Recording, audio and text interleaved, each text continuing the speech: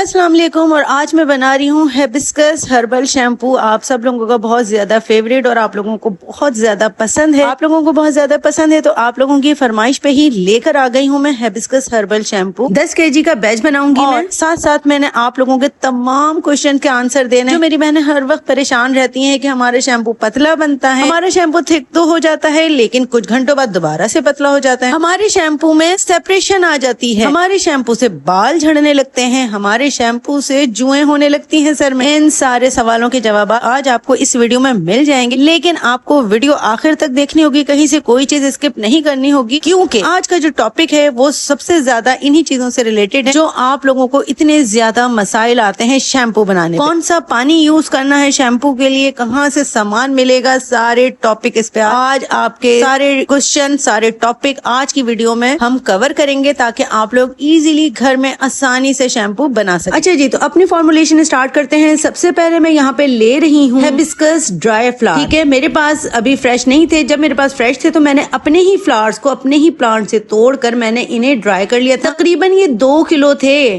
ठीक है, वेट में। लेकिन जब ये ड्राई हुए ना तो आपके सामने ये कितने से लग रहे हैं, लेकिन ये तकरीबन 2 किलो है। A1 क्वालिटी का हमारा फ्लावर है। इससे इंशाल्लाह हमारे शैम्पू का कलर भी बेहतरीन आएगा और हमारे शैम्पू को बेनिफिट भी बेहतरीन मिलेगा। आपको पता है कि हिबिस्कस जो है वो नेचुरल केराटिन ट्रीटमेंट देता है हमारे हेयर को, आपके बालों को सिल्की और शाइनी बनाता है। और साथ में ये है गुलाब की पत्तियां। जी हाँ, ये भी बिल्कुल फ्रेश थी, मैंने खुद इनको धो के घर में ड्राई किया है। ये दोनों मैंने खुद घर में धो कर ड्राई किए हैं, इसलिए इनको वॉश करने की जरूरत नहीं। गुलाब की पत्तियां भी तकरीबन 2 किलो ही हैं, लेकिन ये जाहिर बात है सूखने के बाद इनकी क्वांटिटी शायद आपको कम लग रही होगी, लेकिन जब आप 10 kg का बैच बनाएंगी तो 2-2 किलो आपने हिबिस्कस के फ्लावर लेने हैं और 2 किलो ही आपने लेने हैं गुलाब की पत्तियां। गुलाब की पत्तियां चाहे तो आप स्किप भी कर सकती हैं, लेकिन अगर हैं तो वेल एंड गुड हो जाएगा। ये आपके शैम्पू को बेहतरीन खूबसूरत सा कलर भी देंगी, आपके शैम्पू में बेनिफिट भी बेतहाशा आ जाएंगे। और आपको पता है हिबिस्कस शैम्पू ज्यादातर उन लोगों के लिए होता है जिनके बाल बहुत ज्यादा ड्राई होते हैं, बहुत ज्यादा फ्रीजी होते हैं, उनके लिए ये वाला शैम्पू बेस्ट होता है। लेकिन साथ साथ मैं अपने हिबिस्कस शैम्पू में डालती हूँ चावल डालने से क्या होता है, हमारे बाल शाइनी हो जाते हैं, साथ साथ हमारे स्कैल्प्स को मिलती है स्ट्रेंथ और हमारे बालों की ग्रोथ में इजाफा होता है। इसके अलावा मैं डालूंगी फ्लैक्स सीड्स कंडीशनर का काम करता है और थिकनेस में भी इजाफा करता है, आपके बाल सिल्की और नरम हो जाते हैं। इसके अलावा रोजमेरी डालूंगी, ये हेयर ग्रोथ के लिए बेहतरीन है, आपके बालों की ग्रोथ में भी बहुत तेजी से इजाफा करता है। अच्छा जी, अलसी, रोजमेरी और चावल, इन तीनों चीजों को पहले हमने अच्छे से वॉश करना है, क्योंकि जाहिर बात है ये मेरे पास वॉश नहीं हुई भी। जबकि आपको मैंने बताया कि हिबिस्कस फ्लावर और गुलाब की पत्तियां मैंने पहले ही वॉश करके ड्राई कर ली थी, लेकिन इन तीनों को मैंने धोया नहीं था, तो इन तीनों को मैं पहले धोऊंगी। इसके अलावा मैं डालूंगी एलोवेरा जेल। ये मैंने बिल्कुल फ्रेश एलोवेरा का जूस निकाल के अपने पास रखा हुआ है। एलोवेरा जेल भी आपके बालों को नरम करता है, आपके बालों शाइनी लुक देता है, आपके बालों को सॉफ्ट एंड सिल्की बनाता है। अच्छा, ये सारे हमारे हर्ब्स हैं जो हमारे हिबिस्कस शैम्पू में जाएंगे, ठीक है। इन सब की क्वांटिटी मैंने स्क्रीन पे शो कर दी। इसके अलावा पूरी कोशिश करूंगी कि मैं डिस्क्रिप्शन में भी पूरी फुल इसकी फॉर्मुलेशन आपको क्वांटिटी विद इंग्रेडिएंट्स के साथ कर दे दूं, ठीक है। अब यहाँ पर मैं अलग करती हूँ सबसे पहले एलोवेरा जूस और हिबिस्कस एंड गुलाब की पत्तियों के, ठीक है। और बड़े पतीले में मैं ये 3 चीजें रोजमेरी, अलसी और चावल इनको डालूंगी और बहुत अच्छे से वॉश करूंगी 3-4 पानियों से, ताकि इसका हर तरह की इसके अंदर से मट्टी निकल जाए। अच्छा, मेरी वो बहनें जो ये कहती हैं कि उनके शैम्पू से बालों में जुएं हो जाती हैं, तो उसका रीजन यही है, मैं बार बार बता चुकी हूँ कि जुएं सिर्फ और सिर्फ गंदगी से होती हैं। जब आप अपने हर्ब्स को बहुत अच्छे से वॉश नहीं करेंगी तो लाजमी सी बात है कि आपके शैम्पू से जुएं होंगी। तो हमेशा जो भी आप जिसका भी शैम्पू बना रही हैं, जो भी उसमें हर्ब्स डाल रही हैं, उन्हें बहुत अच्छे से वॉश करना है, हर तरह की मट्टी निकाल लेनी है, 4 से 5 पानियों से उनको अच्छे से वॉश करना है, ठीक है। उसके बाद आपने छानना भी बहुत अच्छा है, 3-4 कपड़ों की तह लगा के उनको छानना है, ताकि जरा सा भी हर्ब्स का पार्टिकल ना जाए। उससे भी आपके सर में इचिंग भी हो सकती है। अगर हर्ब्स का पार्टिकल चला जाए, इचिंग भी होगी शैम्पू से, बारिश भी होगी, जुएं भी पड़ेंगी, ठीक है। तो हमेशा बहुत अच्छे से वॉश करना है और बहुत अच्छे से छानना है। अच्छा जी, बातों के दौरान आप लोगों के सामने मैंने अपने हर्ब्स को बहुत अच्छे से धोया, बहुत अच्छे से धोया। उसके बाद मैंने इसके अंदर पानी डाल दिया है। पानी कौन सा यूज किया है, अगर आप डिस्टिल्ड वाटर नहीं यूज करना चाहती हैं, जाहिर है वो एक्सपेंसिव पड़ेगा, महंगा आता है तो आप फिल्टर्ड पानी यूज करें, लेकिन खारा पानी यूज नहीं कीजिएगा, मीठा पानी यूज करना है। पानी आपने तकरीबन 12-15 लीटर लेना है और इसको इतना पकाना है कि ये तकरीबन रह जाए तकरीबन 7 लीटर तकरीबन 6-7 लीटर आपका पानी रह जाए। आपने इसको इतना पकाना है, ठीक है। रात में पकाने के लिए रख दें, ठीक है, और इसको 2-3 घंटे पकाएं और फिर चूल्हा बंद करके आप छोड़ दें। फिर सुबह उठें, फिर इसको थोड़ा सा पकाएं तो आपका पानी आप देखेंगी पक पक के कम हो जाएगा। आपने तकरीबन 15 लीटर पानी लेना है और पका पका के इसको 6 से 7 लीटर कर देना है। ये देखें आपके सामने कपड़े की मदद से इसको छान रही हूँ और गरम गरम ही छान रही हूँ। ये नेक्स्ट डे है, ठीक है, नेक्स्ट डे है। और ये जो मेरा कपड़ा है ये डबल तिबल है और इसके नीचे एक छन्ना और रखा हुआ है। इन चीज़ों में आप लोग गलतियाँ नहीं किया करें, इसी वजह से आपका शैम्पू में मसले मसाइल आते हैं, सेपरेशन भी आती है, इसके अलावा जुएं पड़ने का भी होता है, इचिंग भी होती है, खारिश भी होती है, डैंड्रफ भी होती है। यही वजूहात होती हैं। तो छोटी छोटी चीजों का ख्याल रखेंगे तो इंशाल्लाह आपका शैम्पू बेस्ट बनेगा। अच्छा, दूसरा क्वेश्चन जो सबसे ज्यादा किया जाता है वो ये है कि शैम्पू बनाते वक्त तो थोड़ा गाढ़ा यानी थिक हो जाता है, लेकिन कुछ दिन बाद पतला क्यों हो जाता है? इसकी 2 बड़ी वजूहात हैं। पहली वजह सॉल्ट यानी नमक का ज्यादा इस्तेमाल। शैम्पू गाढ़ा करने के लिए जब हम सॉल्ट डालते हैं यानी नमक डालते हैं तो उसकी एक लिमिट होती है। अगर आप लिमिट से थोड़ा सा भी ज्यादा नमक डालेंगे तो शैम्पू थिक होने के बजाय बिल्कुल पानी की तरह पतला हो जाएगा। दूसरी वजह है हर्बल एक्सट्रैक्ट का पानी। अगर आपके हर्बल डिटेक्शन में पानी की मिकदार ज्यादा हो और सर्फेक्टेंट कम हो तो वक्त के साथ साथ विस्कोसिटी ड्रॉप हो जाती है। अच्छा जी, यहाँ पर हमने बहुत अच्छे से अपना हर्ब्स का पानी छान लिया है। 2-3 कपड़ों से बहुत मेहनत लगी। वो जाहिर है मैं आपको इतना सारा दिखाऊंगी तो आप लोगों ने स्किप कर देना है। अब जो है हमारा एक्सट्रैक्ट निकल कर आ गया है। मेरा पानी तकरीबन 7 kg है, ठीक है, 7 kg मेरा पानी। तो इसमें मैं तकरीबन 1.5 kg मैंने डाली है shampoo base, organic shampoo base SLES free, ठीक है। मैंने 1.5 kg शैम्पू बेस डाली है। अच्छा, शैम्पू बेस जो है ना मिक्स होने में, मुकम्मल तौर पर हल होने में टाइम लेती है, तकरीबन 6 से 8 घंटे लेती है। तो आप ये करें कि रात में ये काम करें, शैम्पू बेस डाल के आप रात भर के लिए छोड़ दें तो सुबह तक इंशाल्लाह ये मेल्ट हो जाएगी, पूरी घुल जाएगी। लेकिन आते जाते वक्तन फवक्तन आपने इसमें चम्मच चलाती रहना है, ठीक है। बहुत तेजी से नहीं चलाइएगा वरना झाग बन जाएंगे।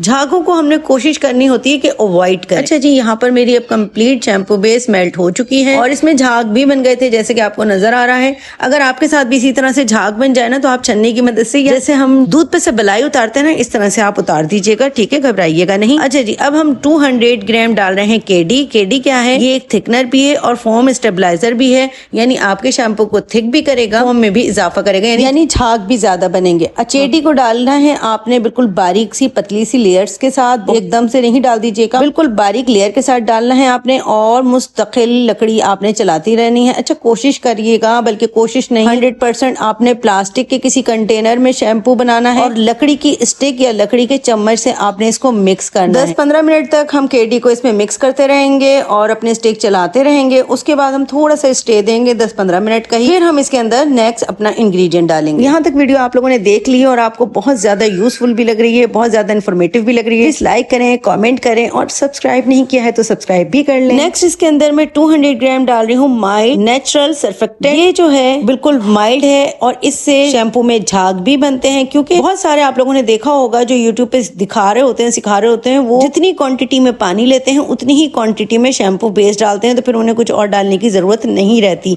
लेकिन मैं ऐसा नहीं करती। मैंने आपके सामने 7 kg पानी लिया और 1.5 kg मैंने शैम्पू बेस डाली है, बाकी मैं माइल्ड चीजें डाल रही हूँ इस वजह से, ताकि मेरे शैम्पू में शैम्पू बेस कम रहे। इस तरह से जब हम बनाते हैं ना कि जितना पानी और उतनी ही शैम्पू बेस, तो बालों में ड्राइनेस बहुत ज्यादा आ जाती है, बाल फ्रिजी बहुत ज्यादा हो जाते हैं और धोने के बाद, धोते हुए भी बाल बहुत ज्यादा सख्त हो जाते हैं। अच्छा जी, कोको ग्लूकोसाइड डालने के बाद भी हम 10 से 15 मिनट तक अच्छे से मिक्स करेंगे, बारीक लेयर के साथ डालेंगे और 10 से 15 मिनट का ही स्टे देंगे ताकि हर चीज बहुत अच्छे से मिक्स हो जाए, हल हो जाए। उसके बाद हमने 200 ग्राम डालनी है कोको बिटेन। ये भी फोम बूस्टर भी और सॉफ्टनेस के लिए भी है, यानी इससे आपके बाल सॉफ्ट भी होते हैं। अच्छा, बहुत सारे लोग कहते हैं भाई आप तो ये केमिकल डाल रही हैं, तो क्या मैं आप लोगों को हर्ब्स का पानी बॉयल करके दे दूं? यार, कुछ चीजें बहुत ज्यादा जरूरी होती हैं हमें फॉर्मुलेशन के लिए। अब हर्ब्स का पानी तो बॉयल करके मैं आप लोगों को नहीं दे सकती तो ना भाई। हमें शैम्पू बनाना है तो शैम्पू की जो मेन इंग्रेडिएंट्स हैं और वो भी माइल्ड, ठीक है, माइल्ड हैं, जिनसे आपके बालों को, आपके स्कैल्प को नुकसान नहीं होता, वो तो डालना ही डालना है ना। आप लोग मेडिसिन भी तो खाते हैं, जब आप लोगों के सर में दर्द होता है तो वो क्या है? क्या वो पत्ते पीसे हुए होते हैं? वो वो भी तो एक तरह से केमिकल ही है। मैं समझा के लोगों को थक चुकी हूँ। सेम इसी तरह कोको ग्लूकोसाइड भी बिल्कुल बारीक लेयर के साथ डालेंगे और 10 से 15 मिनट तक मिक्स करेंगे। 10 से 15 मिनट का ही हम स्टे देंगे, उसके बाद हम नेक्स्ट अपना प्रोसीजर स्टार्ट करेंगे। अच्छा जी, नेक्स्ट मैं इसके अंदर डाल रही हूँ 200 ग्राम पर्ल। क्या करता है पर्ल का सिर्फ इतना काम है कि आपके शैम्पू को बहुत ज्यादा शाइनी और पर्ली लुक देता है। आपका शैम्पू बहुत ज्यादा खूबसूरत शाइनी नजर आता है। दूसरा सबसे बड़ा मसला जो अक्सर मेरी बहनें मुझसे पूछ रही होती हैं वो है सेपरेशन का। पानी अलग और बेस अलग हो जाती है। ये तब होता है जब आप ज़ैंथम गम को सही तरह से हाइड्रेट नहीं करते, यानी मिक्स नहीं करते। अगर ज़ैंथम गम को पहले से ग्लिसरीन में अच्छी तरह हल ना किया जाए तो वो हर्बल एक्सट्रैक्ट और केमिकल बेस को आपस में जोड़कर नहीं रख पाती और कुछ दिन बाद शैम्पू नीचे बैठ जाता है और पानी ऊपर अलग हो जाता है। तो इसलिए जब आप शैम्पू को गाढ़ा करने के लिए ज़ैंथम गम डालें तो सबसे पहले उसे ग्लिसरीन में मिक्स करें, बहुत अच्छे से मिक्स करें और उसको स्टे दे दें। तकरीबन हाफ आवर ग्लिसरीन और ज़ैंथम गम को मिक्स करके उसको स्टे दे दें। वो बिल्कुल पेस्ट बन जाएगा केचप की तरह।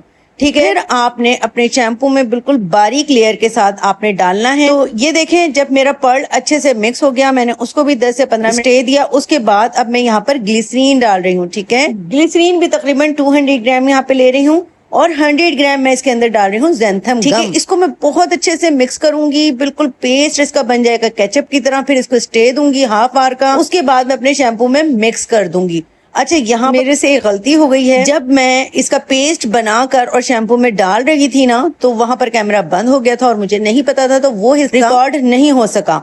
तो यहाँ पर आपने यही करना है, इसको देखें अच्छे से मिक्स करना है ज़ैंथम गम और ग्लिसरीन को, और उसके बाद उसका पेस्ट बन जाएगा। उसको आधे घंटे के लिए स्टे दे दें और फिर आपने शैम्पू में डाल देना है। शैम्पू में डालने के बाद भी फिर आपने इसको 1-2 घंटे के लिए छोड़ देना है। तो देखें इस तरह से अब आपके सामने है मेरा शैम्पू थिक हो चुका है। ये मेरे से ये जाहिर काम करने के दौरान अक्सर हमें पता नहीं चलता कब कैमरा बंद हो गया है, उसके लिए माजरत ख्वाह हूँ आप लोगों से। ठीक है, बस ये वाला पार्ट एक स्किप हो गया है, बाकी सारा कुछ वही है उसी तरह से। ठीक है, अब मैं यहाँ पर डाल रही हूँ प्रिजर्वेटिव।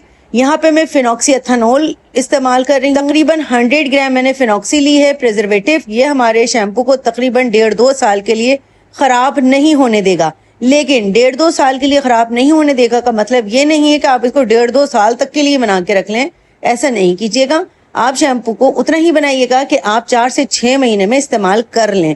ठीक है, मैं हमेशा अपनी हर वीडियो में यही कहती हूँ कि जब भी कोई हर्बल चीज हो, बेशक उसकी शेल्फ लाइफ 1.5 साल, 1 साल, 2 साल हो, लेकिन उसे आपने जल्दी ही इस्तेमाल कर लेना चाहिए। अच्छा जी, देखें फिनॉक्सी मैंने डाल दिया, फिर मुझे बाद में ख्याल आया मैंने विटामिन ई तो डाला ही नहीं है, तो हम 50 ग्राम विटामिन ई सोल्यूशन डालेंगे। ठीक है, इसको भी डाल के बहुत अच्छे से मिक्स कर लेंगे। देखें यही होता है जब आप काम के साथ साथ वीडियो भी बना रहे हो तो बहुत सारी चीजें यही होती है, कोई ना कोई मिस्टेक हो जाती है, कुछ ना कुछ मसले मसाइल हो ही जाते हैं ना। इनको भी अच्छे से मिक्स करके विटामिन ई को भी अच्छे से मिक्स करेंगे, बहुत अच्छे से मिक्स करेंगे, 10 से 15 मिनट के लिए मिक्स करेंगे, फिर इसको स्टे देंगे। अच्छा जी, यहाँ पर अल्हम्दुलिल्लाह मेरा शैम्पू बिल्कुल रेडी हो चुका है। मैंने इसको 40 kg की बाल्टी में बनाया, तो अब मैंने इसको दूसरे कंटेनर में शिफ्ट कर लिया है। फ्रेग्रेंस आपके सामने नहीं डाली थी, यहाँ पे मैं पैंटीन की फ्रेग्रेंस डाल रही हूँ। फ्रेग्रेंस डाल के भी इसको बहुत अच्छे से मिक्स करेंगे। आखिर में इसका पीएच लेवल जरूर चेक करना है, 5 से 6 के दरमियान आना चाहिए। मैंने पीएच लेवल चेक किया था, मेरा अल्हम्दुलिल्लाह बिल्कुल ठीक था। अगर आप लोगों का पीएच लेवल हाई आए तो आपने लेना है 5 ग्राम सिट्रिक एसिड और उसको आपने